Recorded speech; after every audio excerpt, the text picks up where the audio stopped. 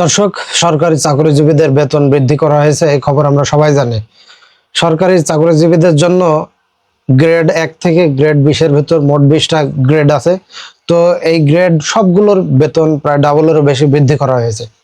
তো সবগুলো গ্রেড নিয়ে আজকে আমি কথা বলবো না, আজকে আমি শুধুমাত্র কথা বলবো 13তম গ্রেড নিয়ে। এই 13তম গ্রেডে কারা চাকরি করেন সে বিষয়টা আগে আমরা জানি। সহকারী হিসাব রক্ষক, ষাট লিপিকার কাম কম্পিউটার মুদ্রাক্ষরিক, নকশাকার, সার্ভেয়ার, লাইব্রেরি সহকারী সহ বাংলাদেশে যে প্রাথমিক বিদ্যালয় আছে এই প্রাথমিক বিদ্যালয় সহকারী শিক্ষকগণ এই 13তম গ্রেডে বেতন পেয়ে থাকেন। তো এই 13তম গ্রেডে এখন থেকে যারা নতুন জয়েন করবেন তারা কত টাকা বেতন পাবেন সে বিষয়টা নিয়ে কথা বলবো। দর্শক, এর আগে 2015 সালের বেতন স্কেল অনুযায়ী 13তম গ্রেডের মূল বেতন ছিল 11,000 টাকা। এখন 26 সালের যে নতুন পে স্কেল ঘোষণা হয়েছে এই নতুন পে স্কেল অনুযায়ী মূল বেতন হবে 24,000 টাকা। আগে ছিল 11,000, এখন হয়েছে 24,000, অর্থাৎ ডাবলেরও বেশি বৃদ্ধি পেয়েছে। চলুন এখন আমরা এই মূল বেতন সহ নতুন যারা জয়েন করবে তারা মোট কত টাকা বেতন পাবে। 13তম গ্রেডে যারা ঢাকা শহর এবং চিটাগাং সিটি কর্পোরেশনের ভিতরে যারা থাকেন, চাকরিরত অবস্থায় থাকেন, তাদের যে বাড়ি ভাড়া সেটা পার্থক্য থাকে, বাদ বাকি সবকিছু এক।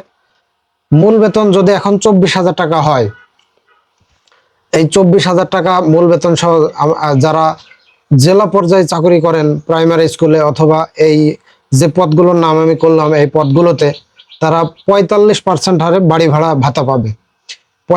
24,000 টাকার 45% যদি বাড়ি ভাড়া ভাতা পায় সেটা হয় 10,800 টাকার মতো। এছাড়াও চিকিৎসা ভাতা আছে 1500 টাকা, টিফিন ভাতা আছে 200 টাকা এবং 15% বিশেষ সুবিধা আছে। এই বিশেষ সুবিধা এটা হচ্ছে বিভিন্ন দ্রব্যমূল্যের যে ঊর্ধ্বগতি, মুদ্রাস্ফীতি, এই বিভিন্ন কারণবশত এটা 15% একটা বিশেষ সুবিধা প্রণোদনা সরকার এটা দিচ্ছে। তো এই সবগুলো সহ বর্তমানে প্রাইমারি স্কুলে যে সহকারী শিক্ষক সহ সহকারী হিসাব রক্ষক, ষাট লিপিকার, লাইব্রেরিয়ান, এনারা মোট বেতন পাবেন এখন থেকে 40,100 টাকা।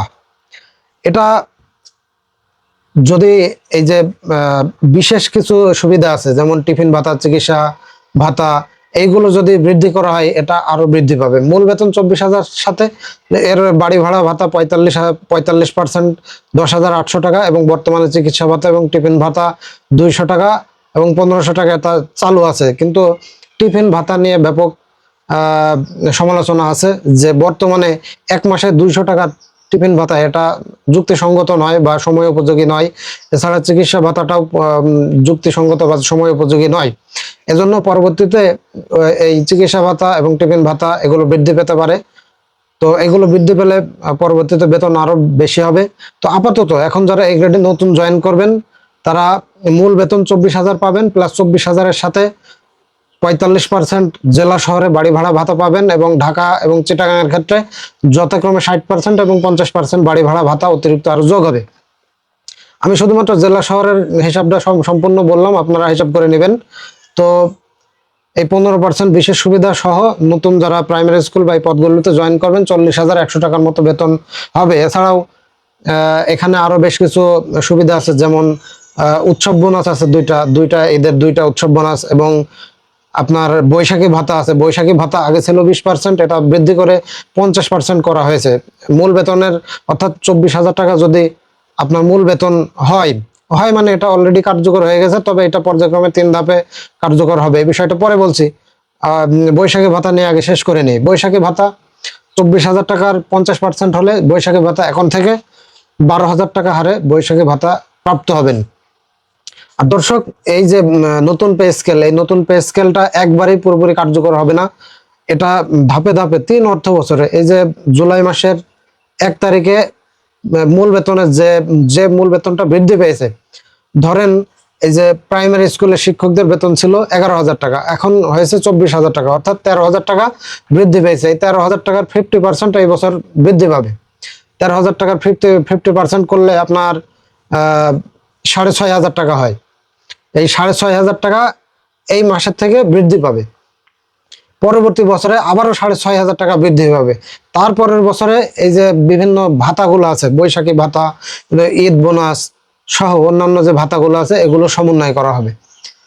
তো দর্শক, সরকারি চাকরি যারা করেন আপনাদের জন্য বিশেষ সুখবর এটাই ছিল। আপনাদের বেতন যেটা বৃদ্ধি হয়েছে, এটা এখন তো জুন মাস, এই জুলাই মাসের 1 তারিখ থেকে আপনাদের বর্ধিত বেতন কার্যকর হয়ে যাচ্ছে। তো সকলে ভালো থাকুন, দেখা হচ্ছে পরবর্তী ভিডিওতে।